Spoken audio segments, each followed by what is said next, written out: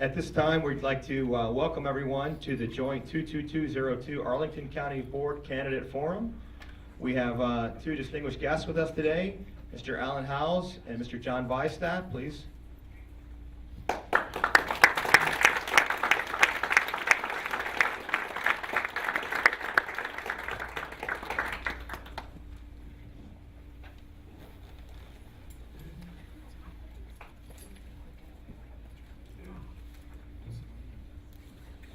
From ARCA, my name is Mike Hill, and I will be moderating.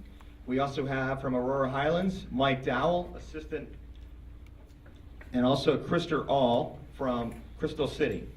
Our timer tonight is Paula Garner, and our distinguished organizer is Mr. Arthur Fox from ARCA as well.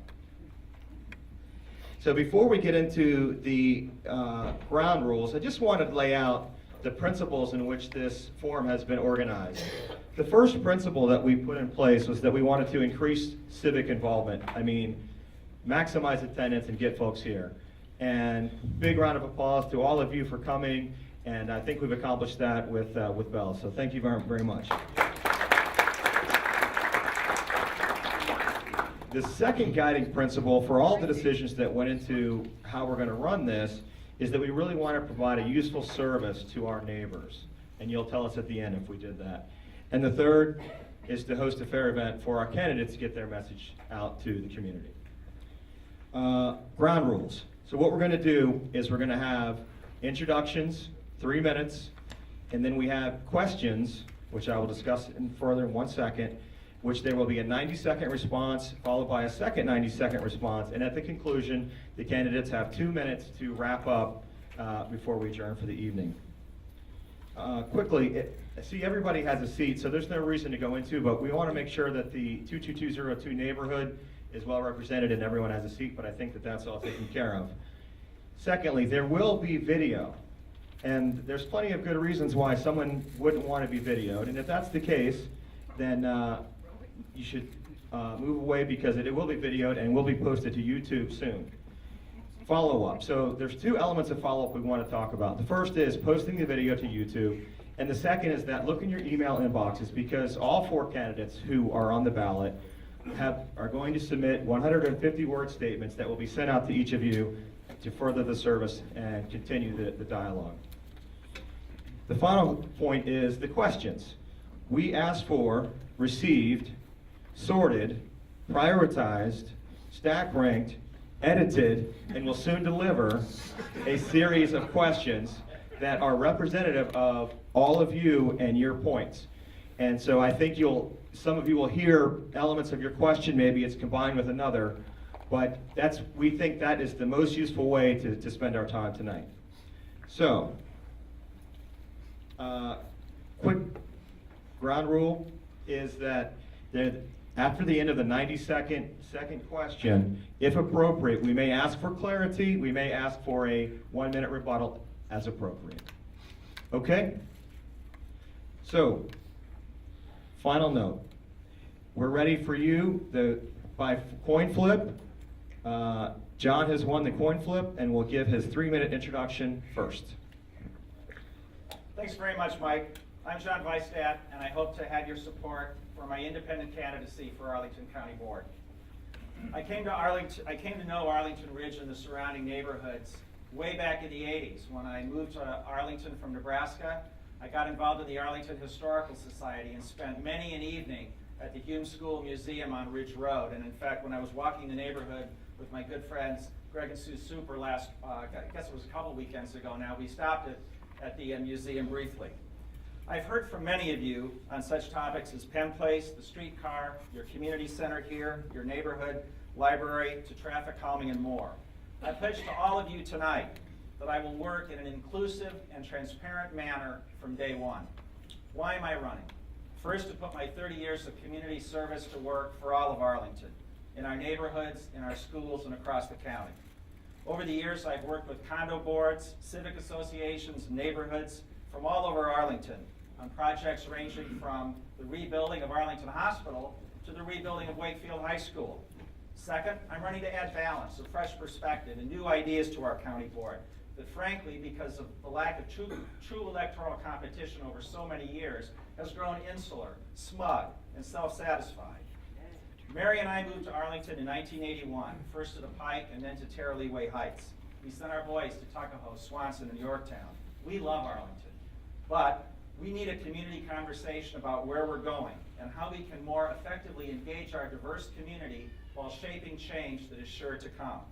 And third, I'm running because I believe that we need to recalibrate our spending priorities towards public safety, public schools, infrastructure maintenance, neighborhood quality of life, things like development issues, and that type of thing. I push all of you tonight to work in an inclusive and transparent manner. People ask me why I'm running as an independent. I've heard time and time again that at the local level, people don't view issues like how to pick up the trash, how to educate our kids, and so forth through a political prism. Ours is a true fusion campaign. So many Democrats, Independents, Republicans, Greens, and Libertarians are supporting me.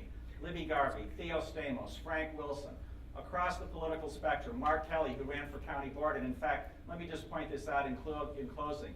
The last special election we had for county board in 2012, Libby Garvey, Audrey Clement, and Mark Kelly ran against each other. All three are supporting me for this campaign. I'm John Vihstadt. Those are my priorities. That's what I'll do. I hope to earn your support. Thank you very much.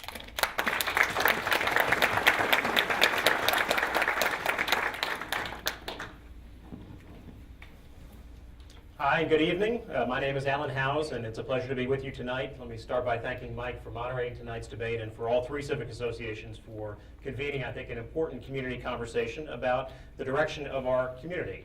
I'm also thankful for a warmer night, and hopefully we can put some of the snow behind us and put the winter behind us, although next week, maybe not. A little bit about myself. I was born in Arlington Hospital. I grew up in the Lyon Village neighborhood. I've lived in Fairlington, and now I'm raising my own family in the Highland Park neighborhood. I have 3 children, a 3rd grader, a kindergartner, and a preschooler. And I think Arlington is a great community. I've been around it most of my life, and I am optimistic about the future of our community. And I'm running because I love Arlington and because I believe in the power of public service to do good in the world. Now, I respect my Republican opponent, but I think you'll see tonight here that we have different visions for the future of our community. And I'm proud to run as a progressive Democrat because I believe in the values of the Democratic Party around equality, opportunity, shared prosperity, a strong social safety net. You won't have to guess where I stand. And I'm running because I know how important local government is to all of us. It clears our roads, it provides our parks and fields, and most importantly, it educates our children. And I'm committed to making it work even better. I'll bring new ideas, I'll bring a fresh perspective, gleaned from my experience in business and in government, about how we can use innovation to deliver services better right here in Arlington. Now in this campaign, I've knocked on thousands of doors in this neighborhood, in Fairlington, Country Club Hills, all over the community, to hear directly from residents. And what I've heard has reinforced my commitment to being responsive to residents, to open communications. It's what I did when I was president of my civic association and vice chair of the Fiscal Affairs Advisory Commission. And these conversations and my civic involvement have really informed a couple of priorities that I think are important in this campaign. First of all, continuing to have great schools and to meet the challenge of rising school enrollments. I think we need a voice on the county board of someone who actually has children in our Arlington public schools, and we don't have that today. School overcrowding is probably the biggest challenge facing our community over the next 10 years. We see it here in Oak Ridge Elementary School as we see it in schools around the county. Second is around continuing to have a more livable community. That means affordable housing. It means investing in transportation. It means having safer streets and recreational facilities. And I believe that we need to continue to move forward on a cleaner environment, that we have an obligation to reduce our carbon imprint, to leave a better future for our children.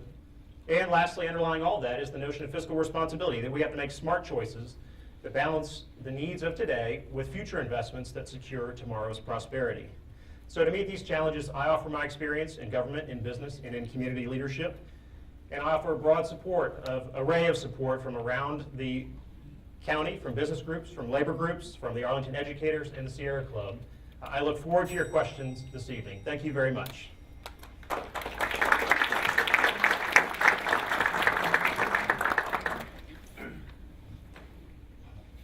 I'm going to move into the question portion with a brief disclaimer.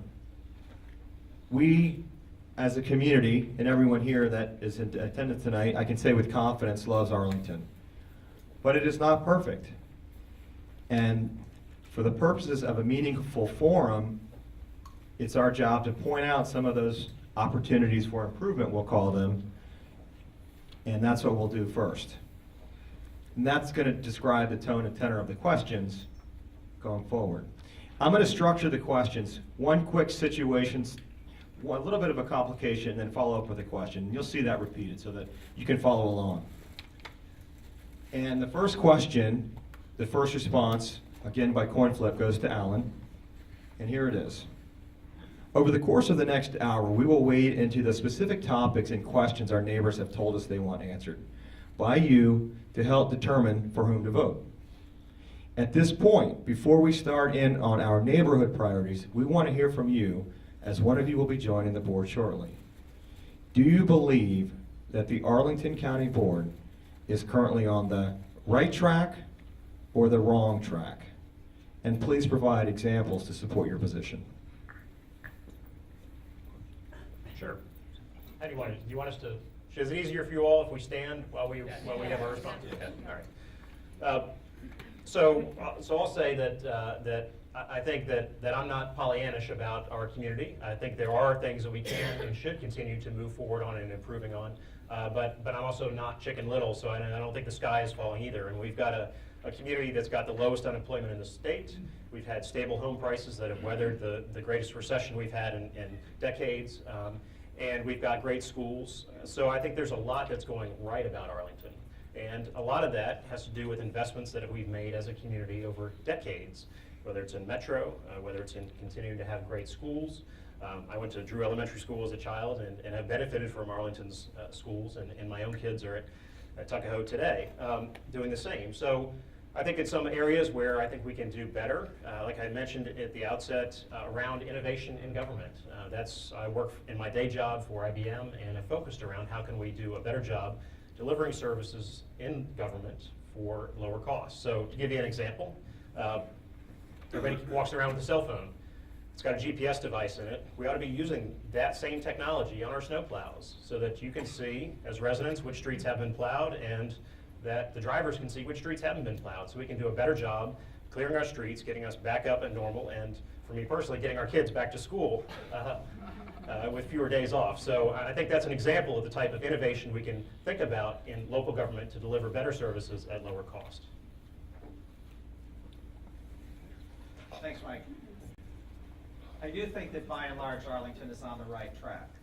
I was quoted in I guess maybe it was at the Civic Federation debate a couple weeks ago that said that John Vihstadt is not looking to upset the apple cart, and that's absolutely true. What I do think is that we need to rearrange a few of those apples on the apple cart and maybe toss a few of them over the side.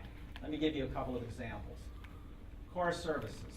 First, we have a rising tax burden, and the county likes to say that, well, we didn't increase your rate, but everybody knows that their tax burden went up. In fact, the average tax burden for your real estate taxes went up this year just a little under $400 for a single-family homeowner in Arlington. Now, we all have to pay taxes, don't get me wrong. But the board's first inclination is to raise taxes rather than look at the cost side of the aisle. Priority services, core services, public safety, public schools, infrastructure maintenance, and neighborhood quality of life. That's where we need to prioritize. Not a $310 million streetcar, not $1 million bus stops. The Aquatic Center, we'll talk about that in a second. I'm all for community pools, but I think we need to dial that facility back. An internal auditor. The county has resisted year after year implementing an internal auditor function for our county. Arlington Public Schools has it, Montgomery County, Fairfax County has it. Let's do the same.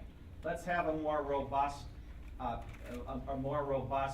mechanism for community engagement, for listening to diverse opinions, for other points of view, for fresh perspectives, for a greater diversity of folks on our county boards and commissions. Thank you. Okay, next question, and John, you'll lead this off. It's dealing with traffic and infrastructure. This neighborhood, as the southernmost triangle of Arlington County, has only a few roads that traffic can enter and exit, in effect, creating a geographic fortress, which the county board and staff treat as the county's economic engine and cash cow. Recently, the board has approved developers' proposals to build millions of square feet of new office space that will double the number of commuters trying to enter and leave our 22202 fortress, and create vastly more traffic congestion despite public transit and TDM. In effect, this development threatens our adjoining residential neighborhoods with intolerable traffic congestion and infrastructure overload that would reduce the quality of life of families who own homes and live here. How would you address this problem? Thank you, Mike. Well, a couple of, I guess you could say, 22202 specific remarks about traffic, about congestion, and about development. I know that there are some significant issues with the stop sign, or light rather, the intersection signal that you have at 23rd and Ridge Road. When I walked the neighborhood over the last couple of weekends, I heard from so many people that traffic calming has withered in this part of Arlington, that you go up to North Arlington, to Lion Village, and places north of Lee Highway, south of Lee Highway, north of Route 50, and there's speed bumps and speed humps and bump outs and carvings and so forth to slow traffic down and benefit your neighborhood. But that for some reason, that's harder to do in Arlington Ridge and Aurora Highlands. Now, why is that the case? I don't know, but I pledge to you to do something about it. Now, in terms of Penn Place, it's easy to second guess a county board decision. I served on the Housing Commission, the Planning Commission, the Aging Commission, so I know I have a good 30-year understanding of how boards and commissions are supposed to advise the county board, and then the county board takes or leaves or implements or whatever. I think, however, in this case, that the Penn Place decision was misguided. There are serious fundamental issues with that decision, not only with respect to density, but with respect to parking, to building heights, and other aggravations that are contrary to the Crystal City Sector Plan and that are going to aggravate everybody's life. And you have my pledge to work with you in a transparent manner to mitigate things, assuming that the project goes forward. Thank you.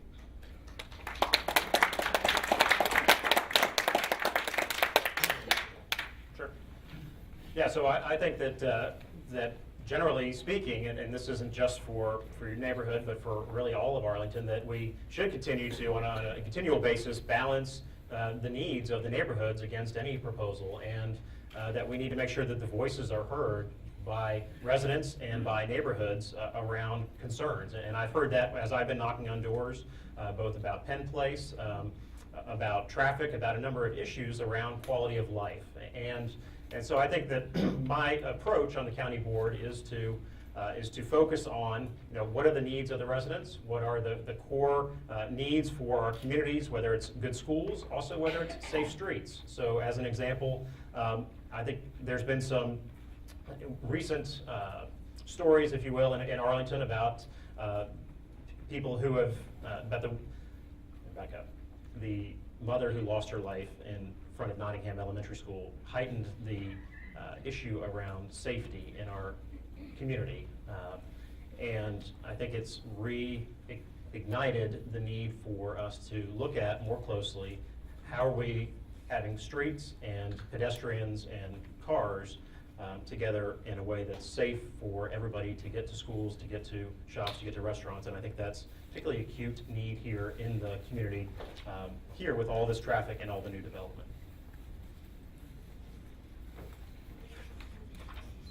Alan, you brought a very poignant point, and I think we're all very attuned to safety, so thank you for that. If you could just take a couple seconds and just get a little bit more into the development side, and I'm not asking you directly about Penn Place. If you care to comment, you can. But what about the millions of square feet of new office space?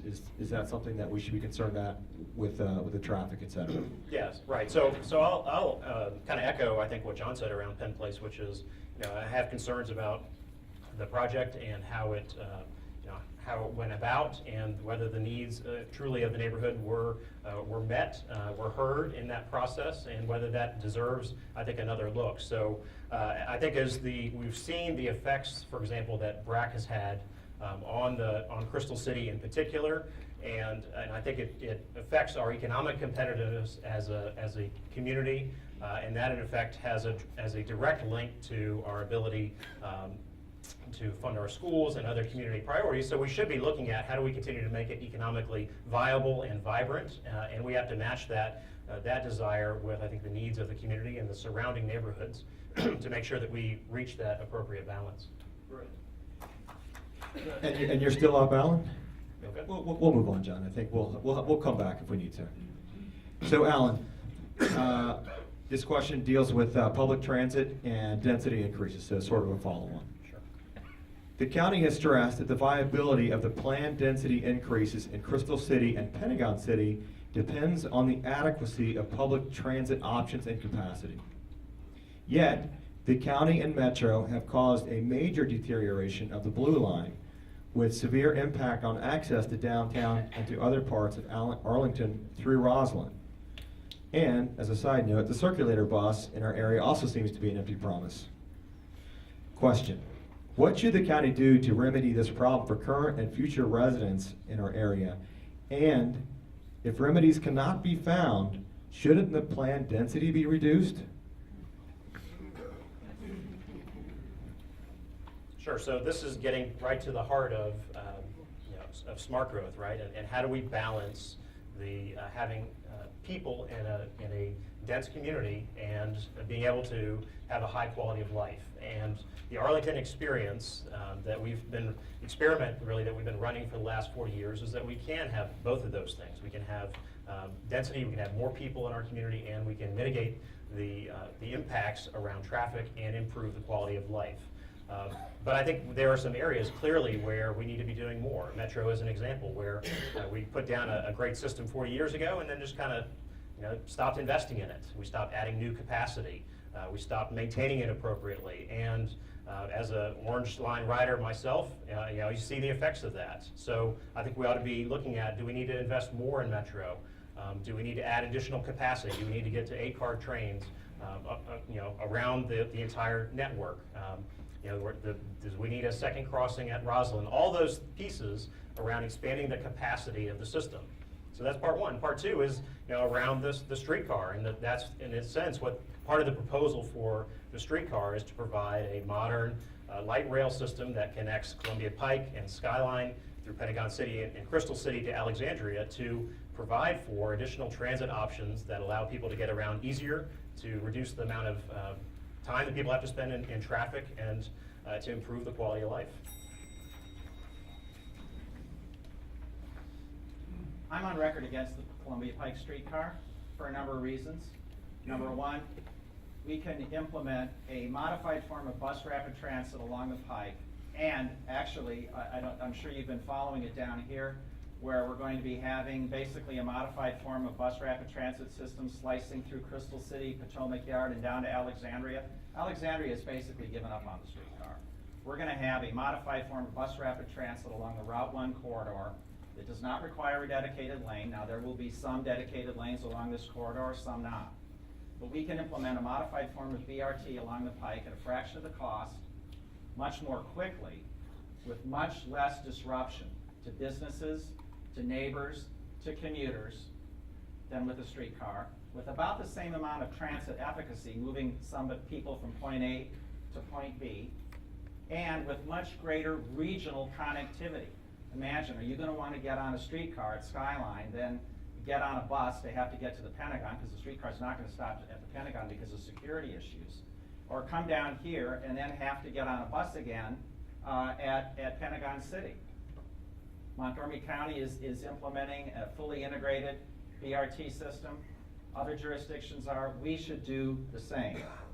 Now, the Blue Line. When you talk about transit choices, and this is what it's all about, why don't we free up some of that money that is being sucked into the streetcar and use it for other transit priorities, the ART bus and others?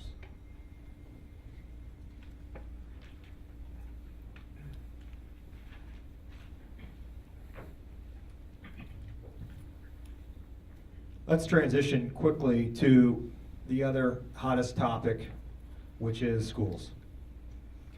Arlington Public Schools projections indicate that our student population will continue to increase in the coming decade to well beyond the capacity of our facilities. They also say the coming overcapacity would best be solved by additional facilities.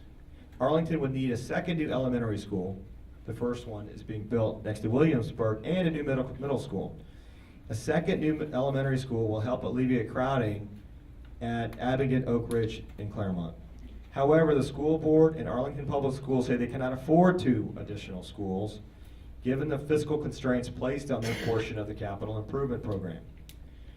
Would you support giving public schools a greater share of the FY 2015 capital improvement program to support building the new schools?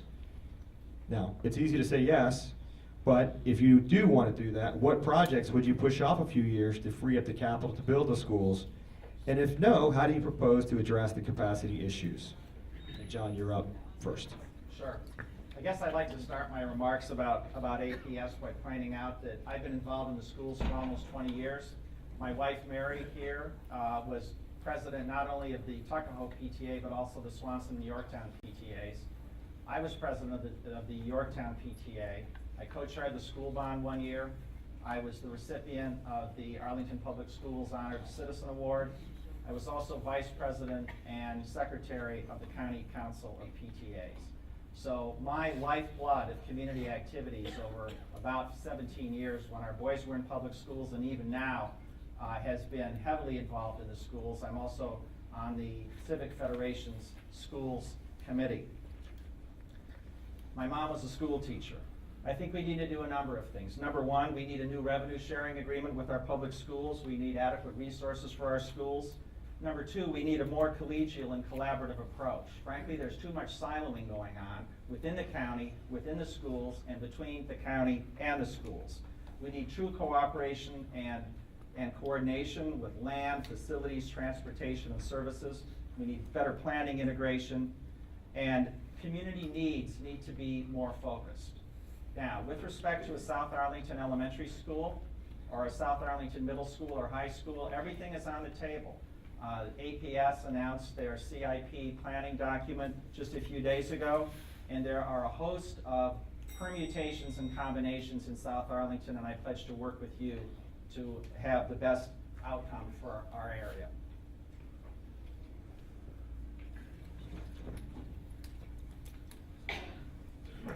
Yeah, I think the question actually goes to the heart of the challenge, which is that we have been chasing around this school capacity problem for a couple of years now without really having an integrated, I think, plan, which we need for the next 10 years to say, look, what are the elementary school needs, what are the middle school needs, and what are the high school needs, and then match those needs up against our financial planning and our budget priorities.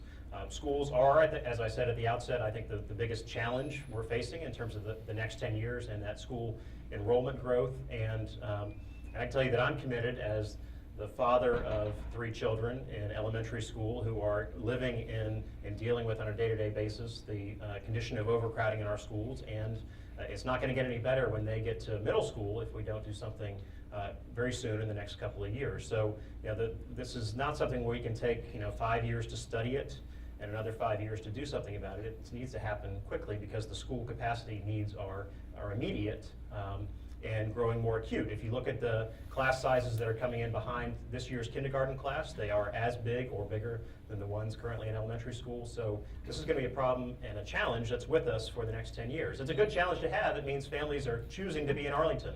They want to live here. They want to raise their families here.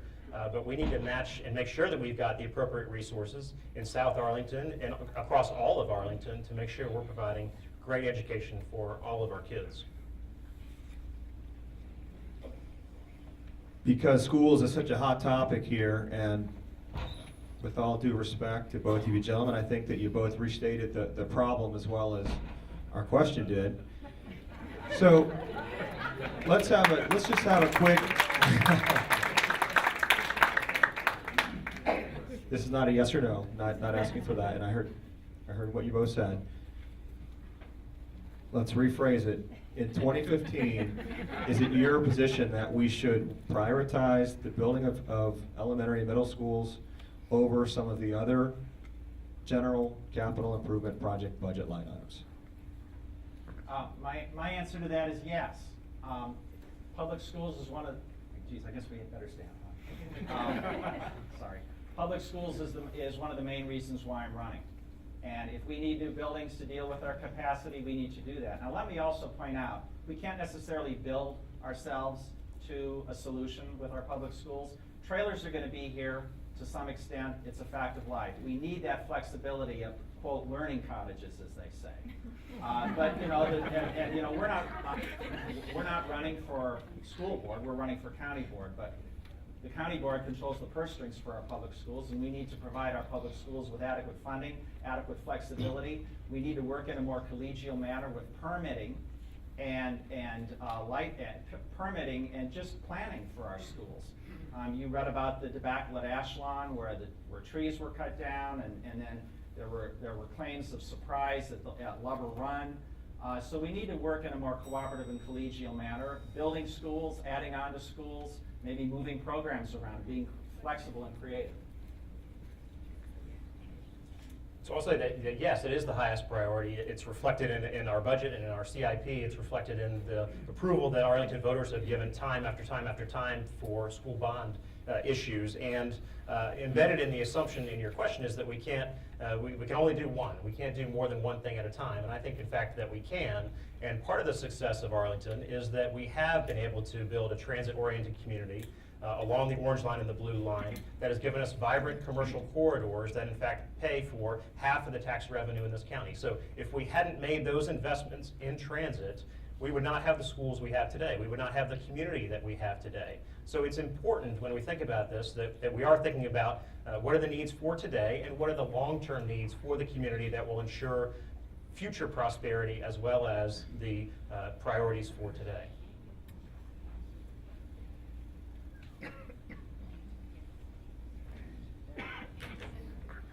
Okay, thank you. Thank you for clarifying, although I know one person wasn't satisfied.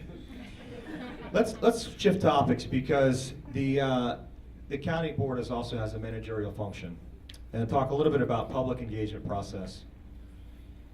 And well, the question is this: our neighbors have told us that if the Arlington Way were rewritten today, it would be one, huge development project shepherded through by the county board, skirting zoning laws, changing density requirements, and improving traffic plans that favor the developer at the expense of the county residents. Two, holding sham public hearings at which the decisions being discussed have already been made. And third, public engagement limited to fruitless protests and bureaucratic runarounds. That's the new Arlington Way, unfortunately. Question: do you agree that the public engagement process has not kept pace with the size and scope of the project it is supposed to oversee? And is there a path back to an accountable process? And Alan, I believe it is your turn to go first, if I have it right. Sure. Yeah. So I mean, clearly, and this is, I heard this again as I was knocking on doors in the community, and not just in this neighborhood, but in others as well, is that there does need to be more community engagement. There needs to be other ways to provide information to residents. I'll tell you the story as I've served as president of my own civic association, Highland Park, and made a really effort over the time that I was president to reach out to the neighbors. We more than doubled our email listserv during that time and made a conscious effort to push information out on a sort of a real-time basis to people so they would have a better sense of what was going on, what issues were bubbling around in the community, as well as sort of basic needs, who's available to help shovel snow, who's that kind of thing. So using some of those tools for additional engagement, I think, is important, and that's the sort of approach that I would bring to the board as well. And as we've had in this conversation just here this evening, I think that there highlights some of the shortcomings and the need for additional ways of engagement. I'll say that I'm not an incumbent on the board. I'm bringing a new perspective. I'm bringing a fresh voice, and I will bring my own ideas from my service as a civic association president, my service in business and government, to the challenge of how do we make sure that these processes that affect all of us and affect the communities that we live in, affect the decisions that will shape our communities for decades to come are inclusive processes.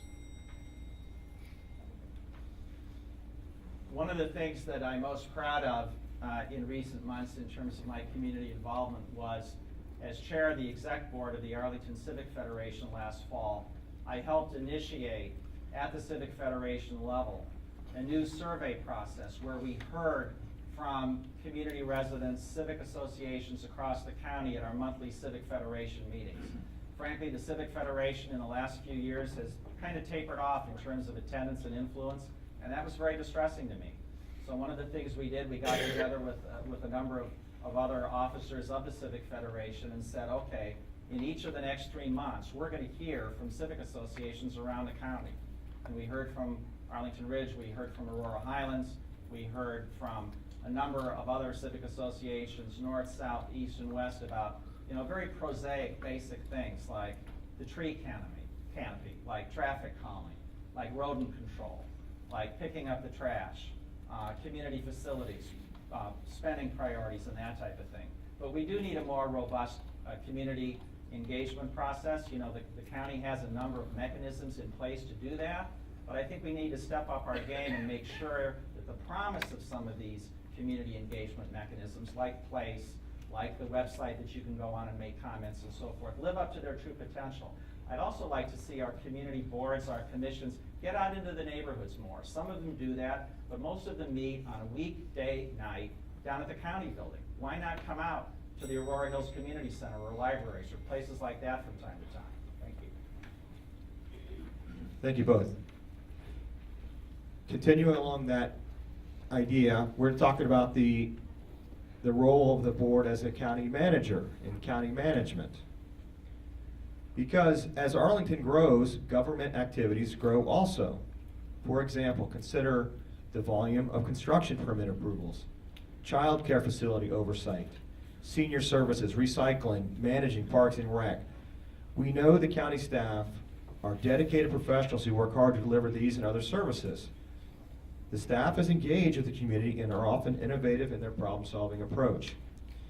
However, growing pains now show that essential services are suffering due to many reasons. Some of these reasons include Byzantine regulations, obsolete systems, and understaffing.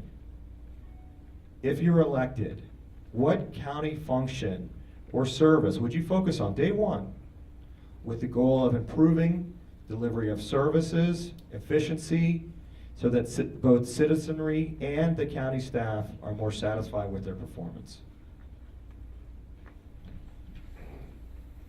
And it's John, your turn. I think that so much of this boils down to communications and talking with people and reaching out and figuring out what is on people's minds.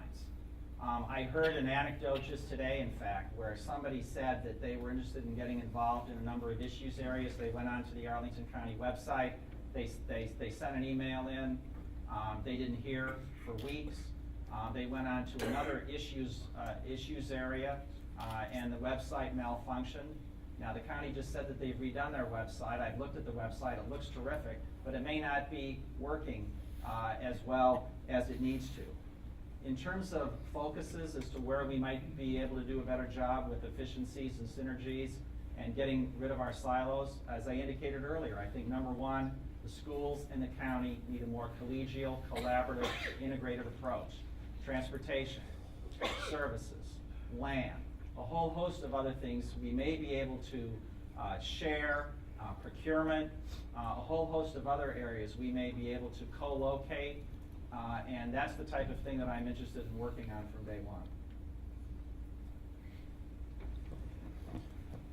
Yeah, so this is one of the challenges that I look forward to if elected to the board, is how do we make the business of government work better for all of us? And I talked about it in my opening remarks about how do we use innovation to drive better service, to make sure that a permitting process provides the same answer to somebody on the first time they call, and if they call again, or the next person calls, that they get the same answer, because it's not always the case today.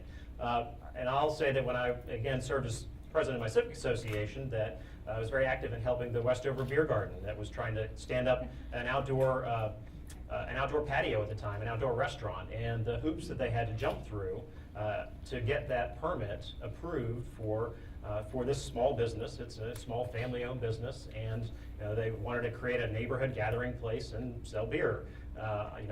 So testified before the county board, and it was an example of a process, I think, that was broken, and I think we need to do a better job of making Arlington a place where people, small businesses in particular, find it easy to do business, that they are welcomed here, and that we do a good job of making sure that when they do decide that they want to locate in Arlington, it doesn't take them an entire year to work through the permitting process to get a restaurant into place. That's not how we should do business, and I think we can do better. And I'll bring my experience in the private sector to the challenge of how do we make government work better. Okay, let's stick with this topic of priorities and making government work better, because Arlington is quality of life, not just location. And we know that Arlington's location is a key selling point and very attractive. But quality of life is also a major factor in attracting and retaining residents and tenants. Now, the facts are we have the nation's highest median family income, and we have young professionals who expect much more than the mere basics in county services. But we also have older, long-term residents, and they have particular needs. Question is, how do we ensure that we have the resources available and the proper set of priorities to reconcile these differences when deciding on county services and spending? And Alan, I believe you're up first. Can you restate the question? Sure. To make sure I understand what you're asking. I'll skip straight to the question. Okay. How do we ensure that we...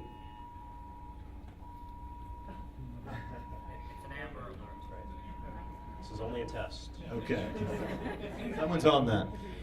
How do we ensure that we have the resources available and the proper set of priorities to reconcile the differences between essentially the requirements of young families and young professionals and older families and retirees when deciding on county services and spending?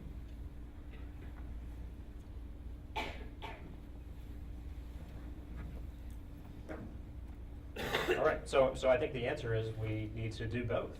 We need to make sure we're meeting the needs of young families. I've talked about the priority of schools and making sure we've got enough school space, that we've got enough funding for our schools to make sure that we continue to provide a great education to our children. I mean, that's clearly the future, and that's the highest priority, I think, for our local government.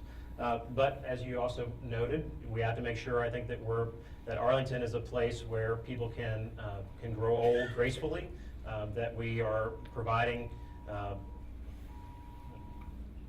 sure what that is, but. I think it's an Amber. Yeah, there we go, okay. It's everyone's cell phone. Yeah, They're just coming in at different times.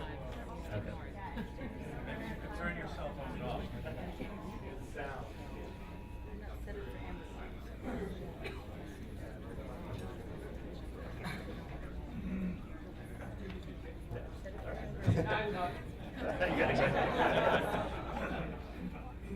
So Alan, I think as we were developing this question and editing her, I guess it comes down to the level deeper is, and I'll do my best to recall, the level deeper is that as an older resident, you need a car, because standing at a bus station or trying to make it to the metro is not a good solution.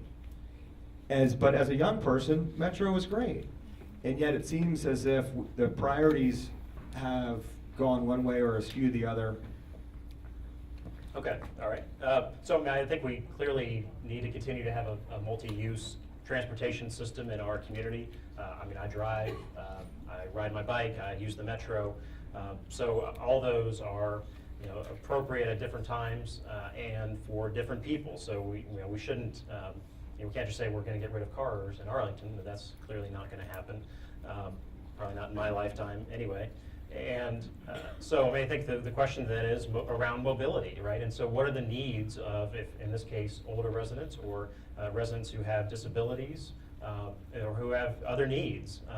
And so balancing the needs across all the residents of Arlington so that we continue to have a community that has a diverse population, that we continue to focus on the needs, I think, of older retirees, for example, in the community. And I've heard this from many people that maybe we should be looking at expanding the tax exemptions for people who are on fixed income. So as home values continue to rise in Arlington because of the investments that have been made in the community, that it's more challenging for people who are on fixed incomes because their incomes aren't rising as well. So should we be thinking about ways to make sure that people can continue to stay in Arlington after they've retired and they don't end up getting priced out? And I think that's a real concern that I have and something that I want to look at as a member of the board.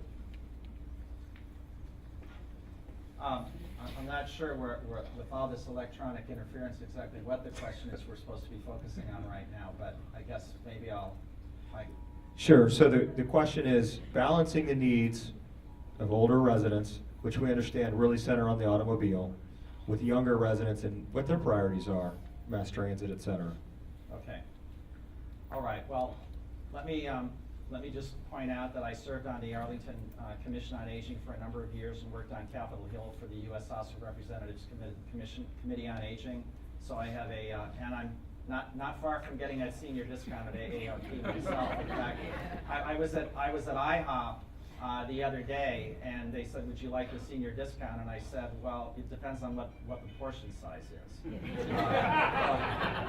But I turned it down. But I think we absolutely do need to look at the homestead exemption for property taxes for our seniors. There's an age test of 65. There's an asset test, and especially with senior citizens, many of whom don't have mortgages anymore, they're finding it increasingly, though, hard to pay their property tax bill. Another item that I'm very excited about in Arlington is the whole concept of aging in place and the Arlington villages that we're having around the county. And here at zip code 22202, you're getting a robust Arlington Villages concept where you're helping seniors, to pick up a prescription. Or to maybe take the storm windows off and put the screens on at the right season of the year. People helping people either in a paid capacity or an unpaid capacity. That's one of the things that make Arlington great. Now in terms of transportation, there's no doubt that seniors are not as able, many of them, to take mass transit, and they are going to have to drive. I actually talked to, maybe I'll finish that in my wind up. Thank you. You mentioned aging in place. If anyone is interested in volunteering, Diane Littman is here, and she's ARCA's aging in place representative. Does great work. Let's move on to a slightly stickier topic, gentlemen. Ethics. A key ethics question centers on the influence of developers in terms of campaign contributions and other forms of support to board members and key staffers. It is not clear that county board members are required to disclose such support or that they recuse themselves from projects where they have a conflict of interest that undermines the trust and confidence of the public. The question is, do you agree that county board members should recuse themselves from influencing the outcome of such projects? And do you plan to recuse yourself from influencing projects that could have financial implications for you personally? And finally, would you support new financial reporting requirements and transparency for board and key staff members? And John, you're up. Okay. Well, as we learned all too well, unfortunately, in recent months, with some ethics scandals at the highest level of our state government in Richmond, we need to do a better job of ethics. And that's regardless of party. It's regardless of whether we're talking about government in Washington, the state capitol in Richmond, or Arlington County, Virginia. And I would absolutely support more robust ethics laws, whether it's disclosure, whether it's recusal, or whether it's just in other aspects or manifestations of conduct. I would also support any other ways that we can work at the local level. And of course, there's a lot of things we can't do in Arlington, remember, because of the Dillon rule. But to the extent that we can have more aggressive disclosure and recusal and other ethics laws locally, I would certainly support that, and I look forward to working on that. Yeah, I think I would say yes and yes. I mean, public trust is paramount. It's the bedrock upon which democracy sits, and everything we can do to strengthen it and protect that, we should. So to clarify, and there was a yes/no in there, and we don't want to get too far down this path and putting each other on the spot, because you're not there yet. But it is your intent to recuse yourself from influencing the approval or disapproval of projects that would financially impact you personally. Oh, absolutely. Yeah. Yes, absolutely. Because we understand that's not common today. It's not disclosed, et cetera. But thank you for the answer. Thank you. Sure. So, And one more thing, I mean, we do have to, when you're on boards and commissions, you do have to fill out a financial disclosure form, and we had to fill out a financial disclosure form as a candidate, and, maybe we need to talk about beefing that up somehow when we're on the board, as an incumbent. okay, let's continue along this path, more to accountability in county projects and spending. So, leaving aside the details of any specific project or expense item in the county budget for a moment, there exists the more general issue of how best to ensure large taxpayer-funded projects are managed in a cost-efficient way, with the appropriate emphasis on project functionality as opposed to gold plating, et cetera, and that in-process waste, redundancy, and budget overruns have been avoided. What new methods and approaches would you introduce to ensure accountability? And give us your thoughts on what the county board's role is in this respect. And I believe it's Alan to go first. Sure. I'll say, clearly we can't have more million-dollar bus stops. I think that was a debacle, and it undermined my trust, as I think it did probably for many of you, in terms of who's minding the store. And so, that's why I say I bring additional background in business and in government, and my own experience serving on the Fiscal Affairs Advisory Commission, to looking at how do we make sure we're managing projects accordingly, and that we're getting the best value really for the tax dollars that we're asking residents to pay. That applies to projects large and projects small. And clearly, the bus stop failed both the functionality test and the cost test. So, that's an area where we should demand accountability and demand that we do better. I think that's pretty simple. But I think there are examples where we've done things right. The schools, as an example, we've built a number of new schools that have come in at or under budget. And so, there's clearly the capacity in the county to get things right. Unfortunately, when we spent $400 million on 3 new high schools and didn't add any capacity, so that's coming back to haunt us. And I think that was a real missed opportunity. But fundamentally, in terms of how we manage the projects, that's something that I would pay close attention to, and I would bring my own experience in business to the challenge of how do we make sure we're getting the best bang for the buck and the value for the tax dollars we ask people to spend. I guess I would answer this in 3 parts. First of all, as I indicated earlier, I do think we need an internal audit function in Arlington. The county's own external auditor recommended it. There's an internal auditor in Fairfax and in Montgomery counties. Arlington Public Schools just last year included an internal audit function. Why isn't our own county government doing that? Number 2, I think we seriously need to consider pulling out of these bonds large projects like the Aquatic Center, and have facilities and projects like this voted on a standalone basis. So the debate, the issues are aired right away, laser-like, rather than being lumped in with maintenance for Nina Park or Aurora Highlands Park or Eads Park. Let's take out these big ticket items so the media focuses on them and so we can focus on them better as voters. Number 3, we might be trying to do too much in Arlington. Now, is our reach exceeding our grasp? I think it might be. It's all about choices and priorities. Core services first is my view, rather than spending so much time, so much attention, and so much community resources at the staff level on grandiose projects. Thank you. Alan, I'd like to just take a second here. I saw you make a couple notes. I saw you make a note there. Yeah. And I think the key question that has been repeated is, and John just made his statement, could you quickly comment on your recommendation for or against the internal audit function at the county board? Sure. So I think it's an idea worth looking at. I also think that the board shouldn't outsource the oversight and accountability function that it ultimately has and is responsible to voters for. So, whether it's an internal auditor or whatever it is, that ultimately the board has responsibility and should be looking at ways to do business better. Whether it's internal auditor, whether it's outside consultants, whether it's from your own experience as a board member, how do you make the government work better?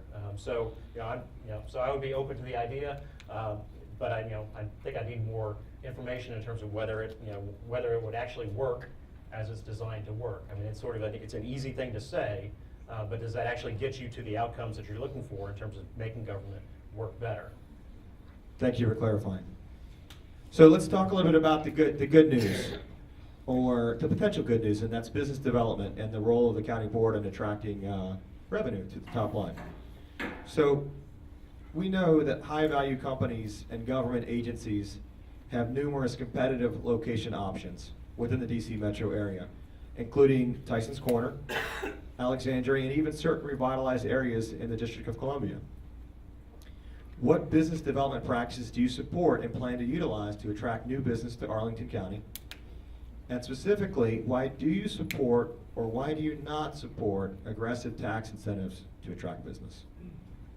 John, you're first. Mike, attract aggressive tax what? Incentives. Okay. This question has a lot of moving parts. When you look at the map these days, we've got to our east a newly revitalized District of Columbia, 14th Street, U Street, Petworth, Georgia Avenue. All those neighborhoods all of a sudden are hot, and they compete with us not only for residences but for retail, for employment, and so forth. And now, notwithstanding the latest fiascos with the Silver Line, which by the way I support, I'm a Metro rider. I carpool in the morning, and I take Metro from my job in downtown DC at Farragut West out to East Falls Church, and then I take the ARC bus or the Metro bus down Washington Boulevard. So let me stipulate, I'm a huge mass transit fan. But, so the Silver Line is going to be coming online sooner or later, and that's going to whisk people out to Tyson's and to Reston Town Center, and ultimately to Dulles Airport. So we have a newly competitive economic situation in Arlington, where we have to step up our game and do a better job. Now, Arlington is trying to do that. I'll give them that. And I am not going to fail to give credit where credit is due. But even here, there needs to be improvement. I was at a breakfast among Lee Highway business owners not long ago, and I heard from several businesses how tough it is to do business at the local level in Arlington. Red tape, licensing, permitting, other hassles. Alan mentioned the beer garden. Well, just down from the beer garden is a little ice cream shop called Toby's. They wanted to put some chairs and a table out. Well, they were okay putting the chairs out, but once they put the table out, they had to file for a permit, and it cost money.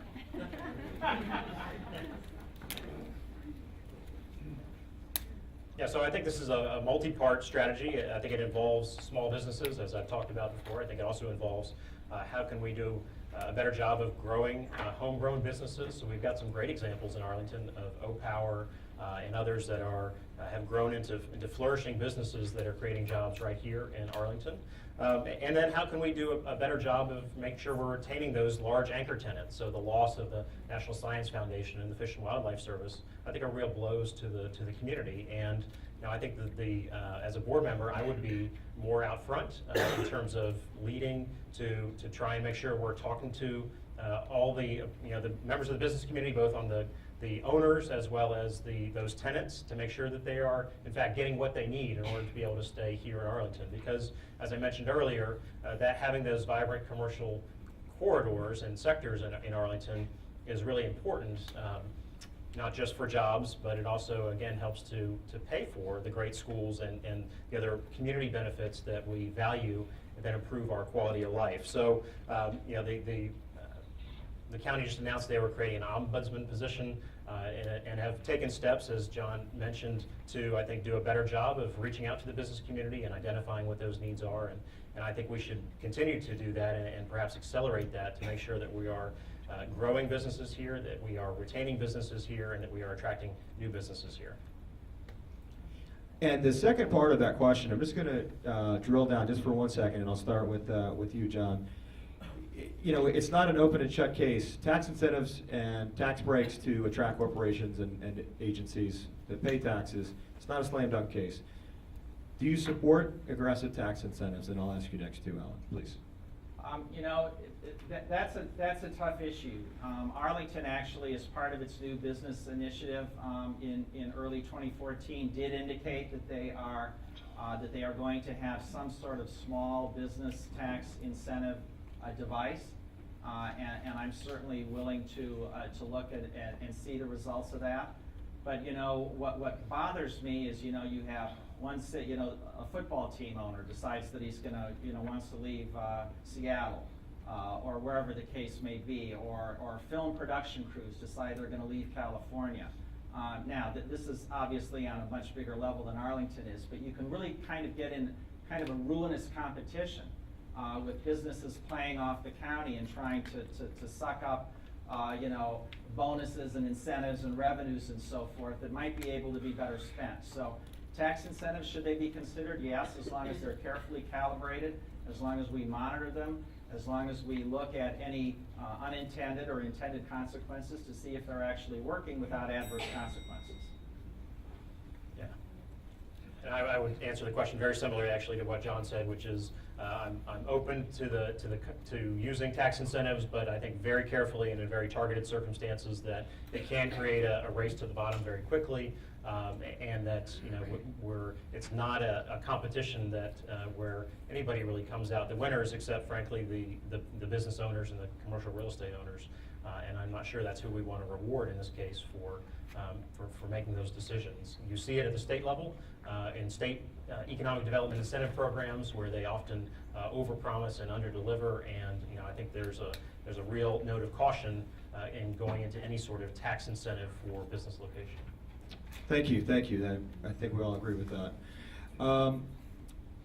You gentlemen both outlined aggressive business development plans, which is good, and I think that we'll all be rewarded by that. But as high rises and other businesses go up, open space becomes an issue. And we know that the number of residents in Crystal City alone is expected to double during the span of the Crystal City sector plan. So we believe there is a corresponding need for green areas and other open space as breathing room between these to-be-built high-rises. However, the Crystal City sector plan requires virtually no increase in open space. And to make matters worse, developers use Long Branch Park as a pseudo excuse, but this is not really a solution for toddlers, their parents, the elderly, people that are on break from work. So how can the county do more to ensure that open space is created with each new development project? And I believe it's Alan first. Okay. Yeah, and this is another area of concern that I've heard as I've talked to a number of residents, which is both the loss of open space, but also ones where what was formerly a little green space has been sort of paved over, and pavers don't have the same.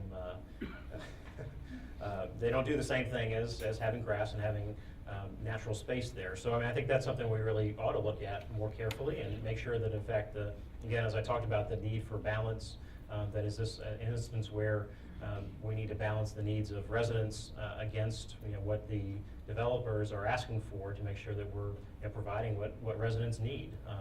I think there's also the issue of river access, and that we've got a great natural asset that we're right on the banks of the Potomac, but in some cases you can't get there from here, so to speak. So what can we be doing to work with the Park Service to think about connectivity, to think about increasing access so that we can take advantage of and the great natural feature that we have here right next to us.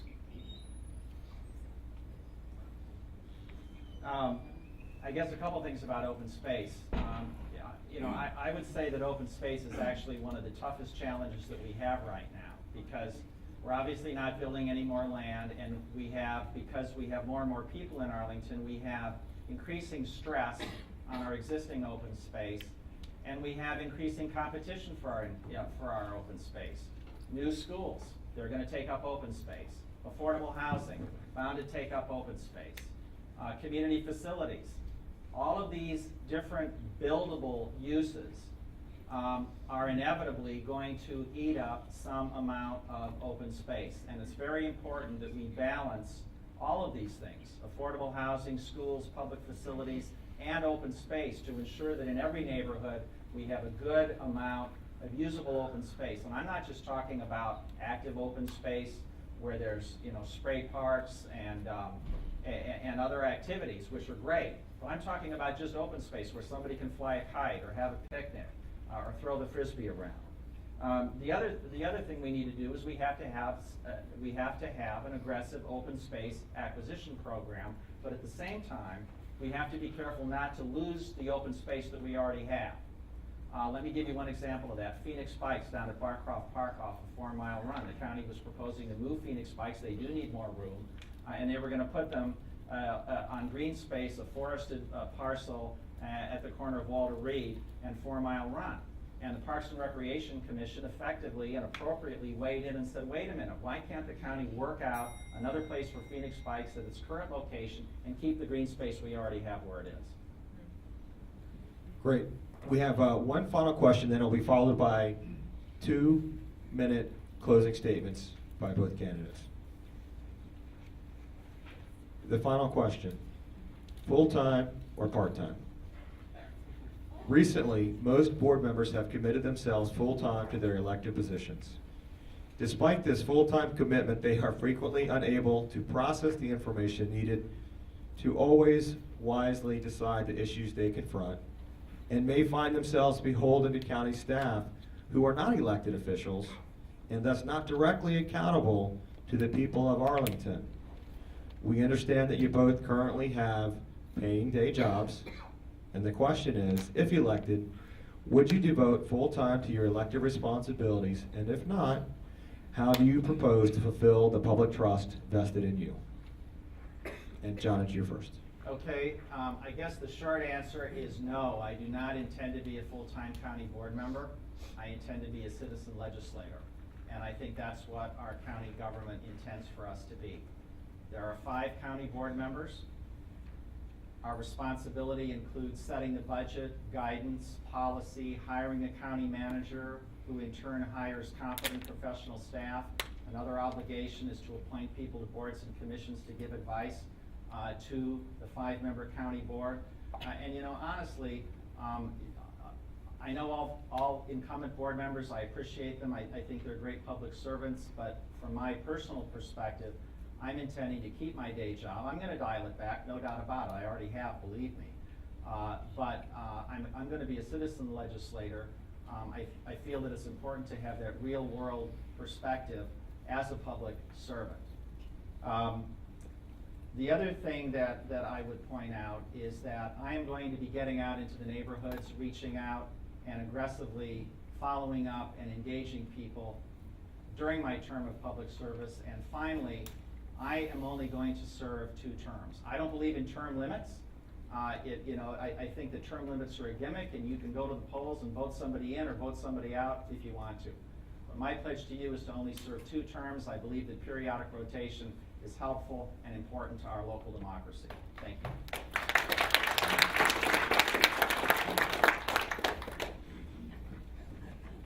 Yeah, I would also continue to work. And again, I think it's important. It brings in outside ideas. As I've mentioned here this evening, that my work with IBM, I think, has given me a lot of perspective in terms of how we can do a better job of delivering local services, how we can do a better job of pulling costs and managing projects. So I think those are all helpful perspectives that I have acquired through my own professional work, and so I would continue to do that. Again, as John said, you know, the county board is a significant obligation, so you dial back your professional commitments while you're serving, and I think that's appropriate, and that's what I would do But I would continue to work and continue to serve. Thank you for that clarity. We now have closing statements, and by coin flip, Alan will be delivering the first 2-minute closing statement. All right. Well, Mike, thanks again for moderating tonight's debate and for what I think were a great set of questions that really got to a heart of a number of issues that were both local in nature as well as I think issues that the entire community are grappling with across Arlington. So I appreciate that. Thank the 3 civic associations for convening this conversation tonight.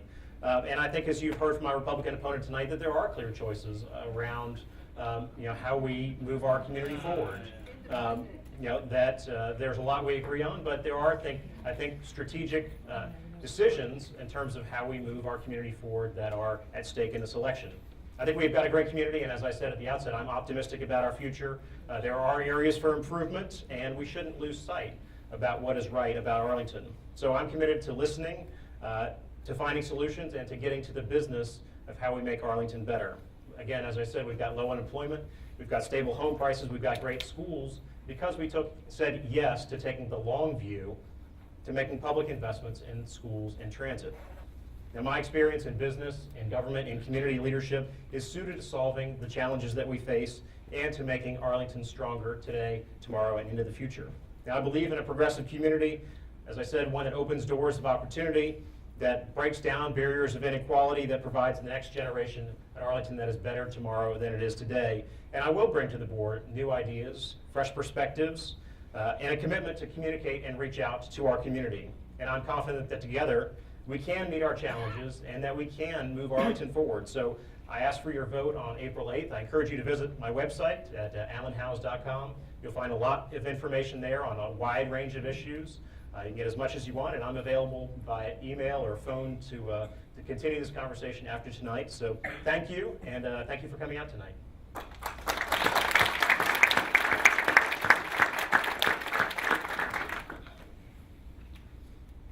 Thanks very much, Mike. It would have been a little more, I guess, lively this evening if we had had the other 2 candidates here, as we've had at a few of the other debates. But this has been great tonight. I really appreciate everybody being here on such a gorgeous night, and I want to thank Mike and the 3 civic associations for hosting this.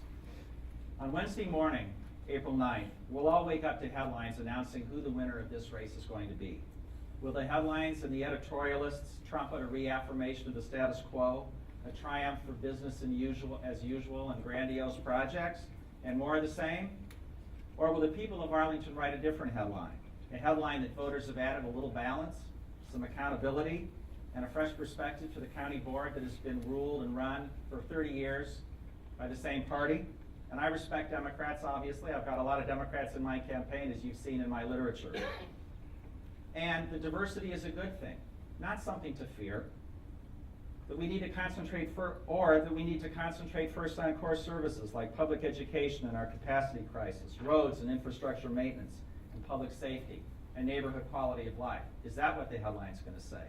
Many of you know that I've approached every single community activity, whether it's been in the schools, the neighborhoods, or across the county, in a transpartisan, collegial, bridge-building fashion since 1981. And I'll do the same on the county board. At 2100 Clarendon Boulevard, I'm going to ask questions and not just nod my head. You'll write that headline, you'll decide. I ask for your trust and your vote, and I look forward to working with the Ridge and Aurora Highlands and Crystal City in a constructive, collegial, and transparent manner from day one. Thank you very much.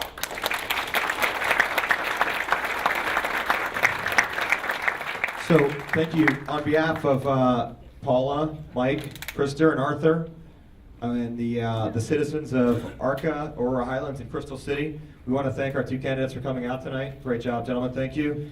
But mostly, we want to thank our neighbors and everyone that came. So, great job to all of you.